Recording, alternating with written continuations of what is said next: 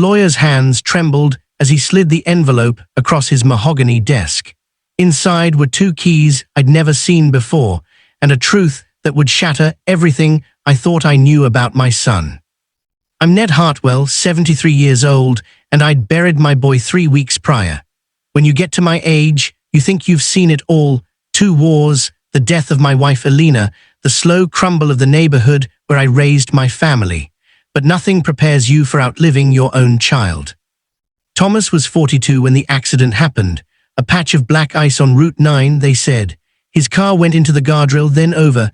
His wife Sarah died on impact. Thomas held on for 6 hours at County General before his heart gave out. I was there, holding his hand, watching the machines flatline while my own heart kept beating. The cruelty of that still haunts me. The funeral was a blur of casseroles and condolences. Neighbors I hadn't spoken to in years suddenly appeared at my door with their Tupperware sympathy. I nodded, thanked them, ate none of it. The food piled up in my refrigerator like a monument to grief I couldn't swallow. Then came the call from Gerald Stevens, Thomas's attorney, a man I'd never heard my son mention. His office smelled of old leather and lemon polish. Stevens was younger than I expected, maybe 50, with wire-rimmed glasses that caught the afternoon light streaming through Venetian blinds. He offered me coffee. I declined. I just wanted this over with, whatever this was. Mr. Hartwell, he began, arranging papers on his desk with nervous precision. Your son and daughter-in-law left very specific instructions regarding their estate.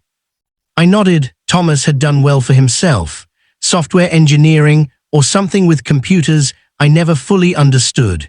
He tried to explain it once over Christmas dinner, but I'd been too focused on carving the turkey to pay proper attention. Another regret to add to my growing collection. There's the house, of course, Stevens continued, the one on Maple Street where they lived. I know the house. I'd helped Thomas move in 8 years ago, carried boxes up those porch steps until my back screamed. Yes, well, Stevens cleared his throat. There's also another property, one I believe you're unaware of. I straightened in my chair. Another property. He slid a folder across the desk.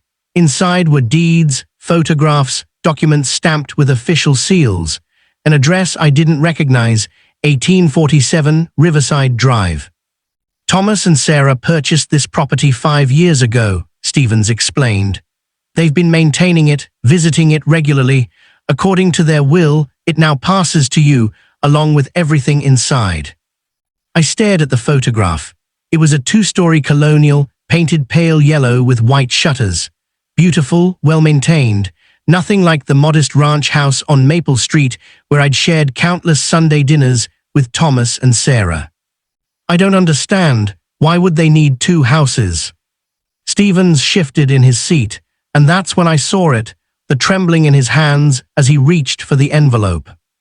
Mr. Hartwell, your son left you a letter. He asked that I give it to you along with these. He placed 2 brass keys on top of the folder. He wanted you to read it before you visited the Riverside property. My chest tightened. What's in that house, Mr. Stevens? I don't know, sir. Thomas was very private about it, but he wanted you to have it, to see it, to understand. He paused, choosing his words carefully. He said in his letter to me that it was the most important thing he'd ever done, and that you were the only person who could carry it forward. I took the envelope with shaking hands. Thomas's handwriting on the front. Dad, read this first. I love you, T. I didn't open it right away. Couldn't. I drove home with the envelope on my passenger seat like a ticking bomb, glancing at it at every red light. When I finally pulled into my driveway, I sat in the car for 20 minutes, engine off, staring at those 4 words. Read this first. Inside my empty house, I poured myself 2 fingers of bourbon, Elena's voice in my head scolding me for day drinking, and sat in my recliner, the one with the permanent impression of my body worn into the cushions. The letter was 3 pages, front and back. Thomas's precise engineer's handwriting filled every line. Dad, if you're reading this, then I'm gone, and I'm so sorry for that. Sorry you have to bury me, sorry for every worry I ever caused you, sorry for keeping this secret. but I want you to understand why.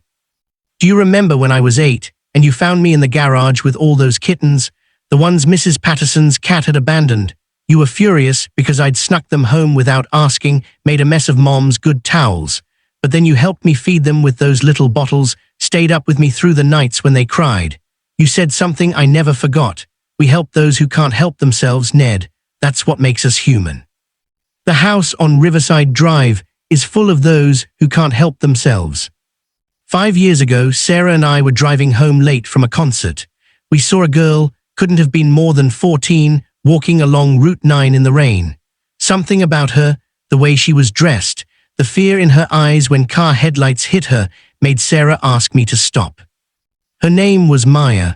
She'd been trafficked by a man who promised her restaurant work, but instead sold her to whoever had cash. She'd escaped that night, was trying to walk to anywhere that wasn't there.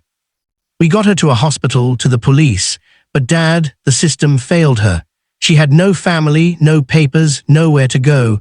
She aged out of temporary housing within weeks and was right back on the streets. We couldn't let that happen. So we bought the house on Riverside Drive. My hands were shaking so hard I had to set the letter down. I stood, paced the room, sat again, picked it back up. The house is a safe home, Dad, for girls like Maya who have fallen through every crack in the system, girls who have been trafficked, abused, abandoned, girls the world has failed. Sarah and I have been running it for 5 years now. We have counselors who come in, teachers, doctors. We've helped 23 girls get back on their feet. Some went to college. Some found jobs and apartments. Some just needed a place where they felt safe long enough to remember they were human. Right now, there are 6 girls living there, ages 15 to 19. Each one has a story that would break your heart. Each one needs someone who won't give up on them. I know this is a lot to ask. You're retired, you're grieving, you deserve peace. But Dad, you taught me to help those who can't help themselves. These girls can't help themselves. Not yet, not alone. There's money in a trust, enough to keep the house running for years. There are volunteers who know the operation. But they need someone to oversee it, someone who cares, someone who understands why this matters. I'm asking you to take the keys, visit the house, meet the girls, then decide. I love you, Dad. I'm so proud to be your son. Thomas. I read it 3 times. Then I folded it carefully, placed it back in the envelope, and sat in the growing darkness of my living room while the ice melted in my bourbon. The next morning, I drove to 1847 Riverside Drive. It was in a quiet neighborhood I'd driven through 100 times without really seeing. Trees lined the street, their branches creating a canopy overhead. The yellow house looked exactly like its photograph, well-maintained, welcoming, with flower boxes in the windows. I sat in my car for a long time, keys in my lap, trying to find the courage to go inside. The front door opened. A young woman stepped onto the porch, maybe early 20s, with long dark hair and eyes that had seen too much. She wrapped her cardigan tighter against the October chill and walked to my car. I rolled down the window. "You must be Mr. Hartwell," she said softly. "Thomas's father, we've been waiting for you." I just found out about this place yesterday." "I know Thomas told us that might happen, that you might not know until." She didn't finish, didn't need to. "I'm Maya. The girl from the letter, not 14 anymore, but grown, strong. Would you like to come inside?" she asked. "There's coffee, and there are some people who'd like to meet you. Some girls who want to say thank you to Thomas's dad for raising the kind of man who'd give them a second chance." I looked at those brass keys in my hand, thought about Thomas at 8 years old, feeding abandoned kittens with a bottle.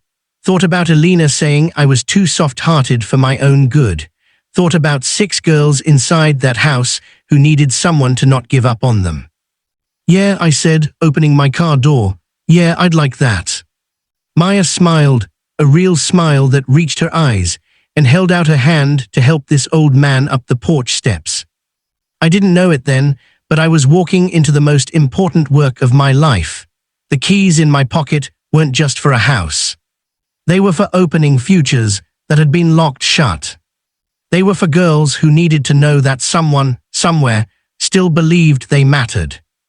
And as Maya led me through that front door into a living room where 6 young faces turned toward me with hope and fear and cautious trust, I realized something else. Thomas hadn't died with a secret. He died leaving me a purpose. And I intended to honor it.